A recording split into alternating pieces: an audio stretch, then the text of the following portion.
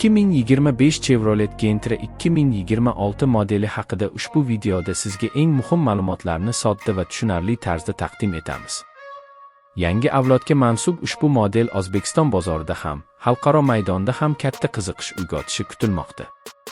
Avvalo, dizayn borasida Gentra yanada zamonaviy va ixcham ko'rinishga ega bo'lishi rejalashtirilmoqda.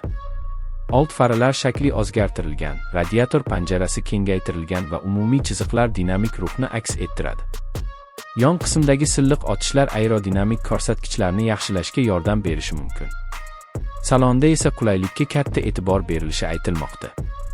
Yangi multimedia tizimi, yangilangan panel va ergonomik o'rindiqlar haydovchi va yo'lovchilar uchun yanada yoqimli tajriba yaratadi. Rul boshqaruvi sezgirligi oshirilishi va ichki pardozlash materiallari sifat jihatidan yaxshilanishi mumkin.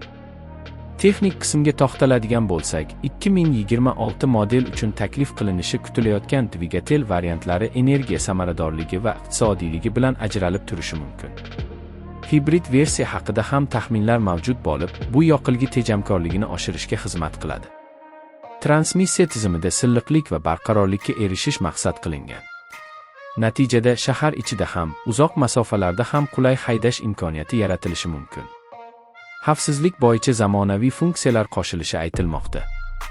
Avtopark tizimi, yo'l belgilarini tanish, to'qnashuvdan ogohlantirish kabi yordamchi tizimlar kundalik haydovchini ancha yengillashtiradi. Kuzatuv kameralarining aniqligi oshirilishi va sensorlar soni ko'paytirilishi ham kutilayotgan o'zgarishlardan biridir.